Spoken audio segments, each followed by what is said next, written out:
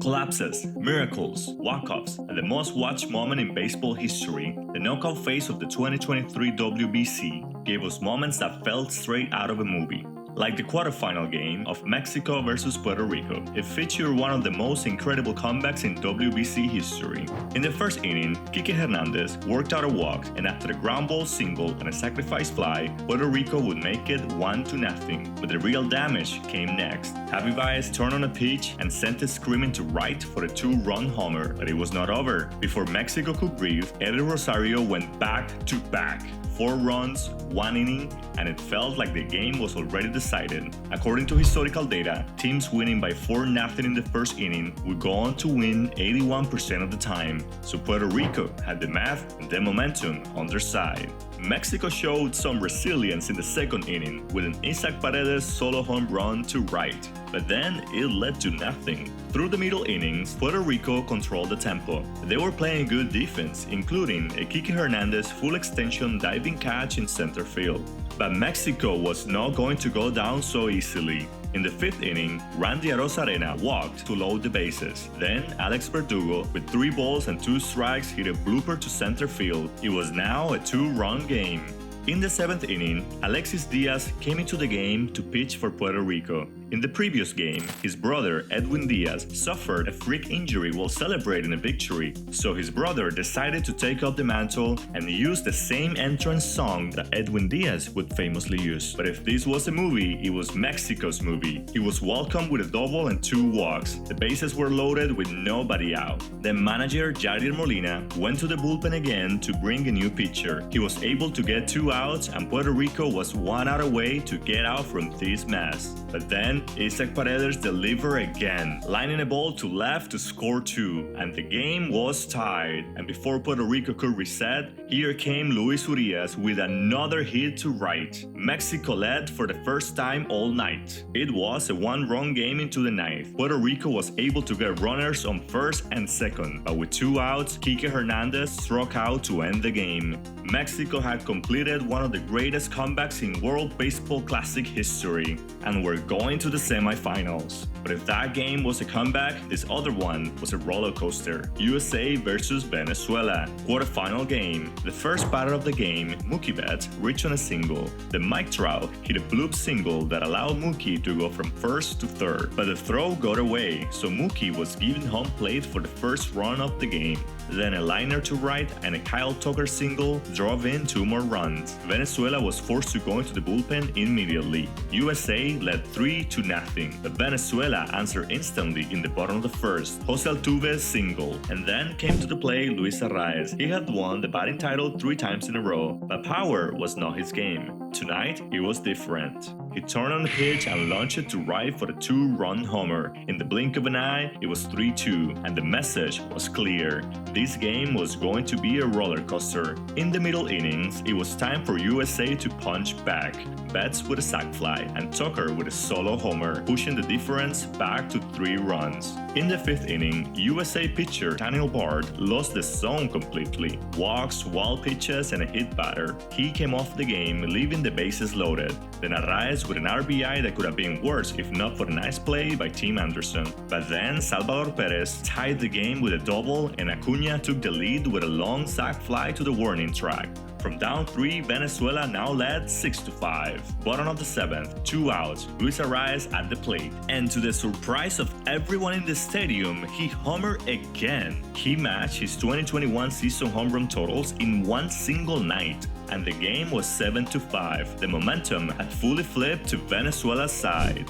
In the top of the 8th, USA was 6 outs away from being eliminated. But then a walk, a bloop single, and a hit by pitch set the stage for Tree Turner. He stepped into the batter's box and quickly had 2 strikes. A homer with 2 strikes and no balls happens less than 1% of the times in the big leagues. But that didn't matter to him. He crushed a changeup to left field, a no-doubt grand slam. From down 2 to up 2 in a single pitch. USA 9, Venezuela 7. Venezuela would later on try to put a rally together, but failed. USA survived and was going to the semifinals. This game was decided by a big homer, but this other one was decided by almost a homer. Cuba versus Australia. Every inning in this game was one pitch away from breaking open. In the top of the second inning, Australian third baseman Daryl George hit a ball to deep center field. Everyone thought it was gone, but it hit the top of the wall. It was not a homer by inches. Instead, it was a double. Australia then traded one out to move into third. After that, a single drove him in. Australia 1, Cuba 0.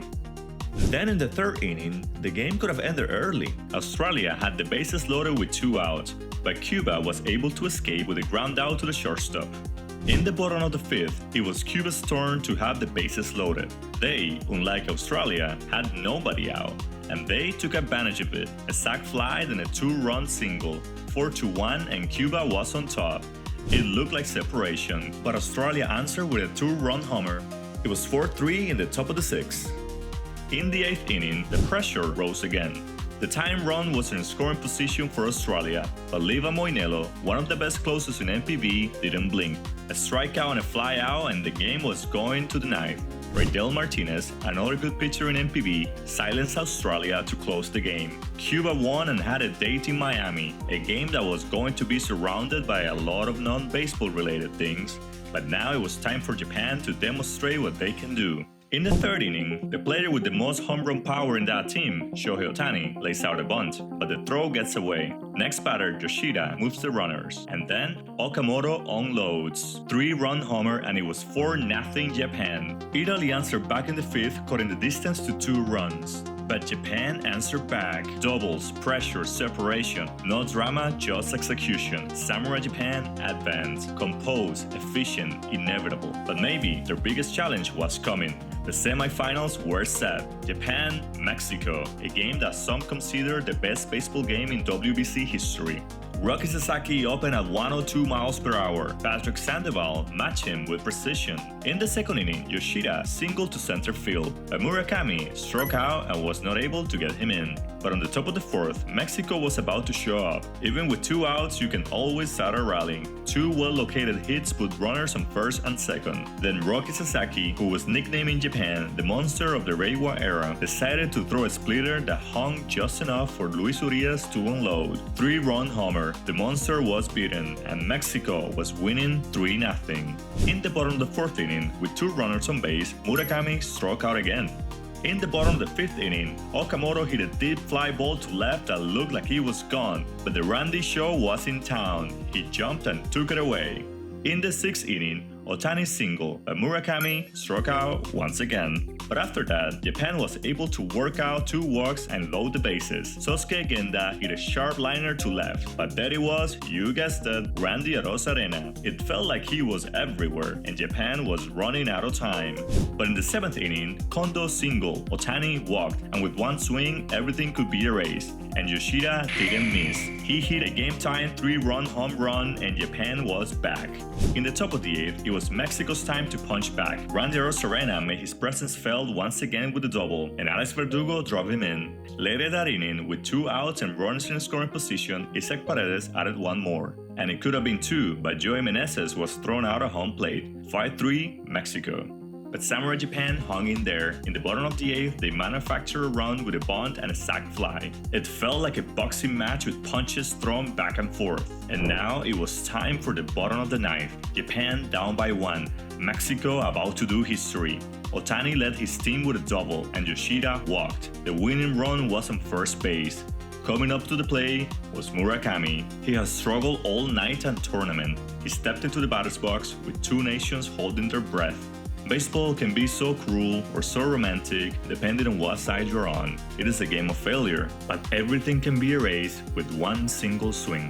1 pitch, 1 mistake left over the plate, and Murakami swung and crushed it off the wall. The winning run slid and jumped at home plate. Japan walked it off and was going to the finals. And Mexico's miracle ended 3 outs short. And who was going to meet Japan in the finals? That will be decided in the game of Cuba versus USA. It was a night filled with things that sadly went far beyond baseball. There were political protests outside the stadium, fans running onto the field, and trash thrown during the game. The tension was real, but the game itself was also historic. For the first time ever, Cuba had active Major League players on their WBC roster, and with them, they were trying to make it to the finals. In the first inning, things got complicated for the USA. One infield single allowed Raul Santos to get to first, and then another infield single by Moncada put runners in first and second. And then it happened again. Another infield single, and Cuba had the bases loaded with nobody out, and the ball hadn't even left the infield yet. To the plate was coming Alfredo Despaigne, the all-time leader in home runs in the WBC. With one swing, this game could easily start to unravel for the USA, and the headlines would fuel the non-baseball chaos for the months to come. Adam Wainwright tried to make Despaigne chase, but on 3-2 he drew a walk, and Cuba was winning 1-0. The bases were still full, with nobody out, and the danger was not over. But then the ball was hit to Arenado, who was able to get the force out at home plate. After that, a pop-out followed, then a ground out. Just like that, Team USA escaped what could have been a terrible first inning. But now it was time for USA to flip the switch. Betts double, Goldie homer, Turner homer, and then he homer again. They scored runs in the first, second, third, fourth, fifth, sixth, and the 8th inning. They only missed lucky number 7 and the 9th inning because they didn't have to play in it. Team USA imposed themselves. The chaos faded and the baseball took over. And with that, the stage was finally set for the most anticipated game in World Baseball Classic history and the most anticipated matchup of them all. USA versus Japan. This was a collision, two of the biggest star players in the sport, and the two best baseball nations. In the first inning, Mike Trout wasted no time testing Japan. He put the ball in the outfield grass and got to second with a hustle double, instantly putting the pressure on Shota Imanaga, but Imanaga trusted his splitter and left Trout stranded. But in the second inning, the hottest bat of the tournament stayed scorching. Trey Turner jumped on a fastball and sent it off to left field. Gone. One swing and Team USA had the first lead of the night. But Japan responded immediately. In the bottom of the second, Murakami delivered again when his team needed him. He crushed the first pitch he saw for a homer, and the game was tied 1-1. But it was not over. Later that inning, Japan showed that the long ball wasn't their only trick. They loaded the bases with 2 singles and a walk. Lars Nootbaar put the ball in play, and a ground out was enough to bring home the go-ahead run. They took the lead and it was 2-1. Then in the fourth, they added power to contact. Kazuma Okamoto got a pitch that he could drive and didn't miss. A solo homer stretched the lead 3-1. And for the first time in the game, Japan had a little bit of a breathing room. In the top of the fifth, Team USA kept threatening. Tying run on base, 3-0 count with Schwarber at the plate. He swung for the fences but barely missed his pitch, and he knew it. In the 6th and the 7th, the game was bending but not breaking. Both USA and Japan put pressure on and runners in scoring position, but they were not able to cash in. And then came the 8th. Facing Yu Darvish, Kyle Schwarber stepped onto the plate again. He blasted one to right with home run distance, but it was foul. Then another one with home run distance, but foul. And then yet another blast, foul again. Finally, on the 10th pitch of the at-bat, he didn't miss. He destroyed a splitter into the right field seats, cutting the lead down to 1. It was 3-2 and the USA was coming for the title. But Shohei Ohtani was not going to let that happen. He had been warming up in the bullpen, waiting for his chance. And then, the 9th inning arrived. Shohei Ohtani walked out from the bullpen like the final boss that needed to be beaten. He took the mound with a 1-run lead and the championship on the line. Jeff McNeil reached to start the inning, instantly testing him. But then Mookie hit into a crushing double play to erase the runner. Just like that, Japan was 1 out away. And the moment that baseball was waiting for finally arrived. Shohei Ohtani versus Mike Trout, teammates. 2 of the greatest faces of the sport, the best against the best, with the title on the line. The count got to 3-2, and that's how we get here. 2 weeks of pure chaos, thousands of combinations of how this could have ended, but it was going to end like this.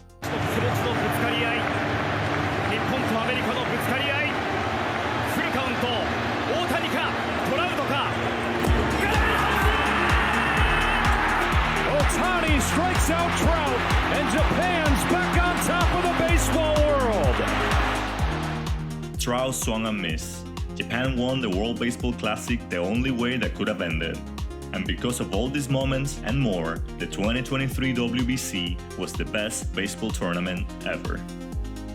Thank you so much for watching this video, and thank you for 1,000 subscribers. So let's spin the wheel and see if we can get a better player for our club.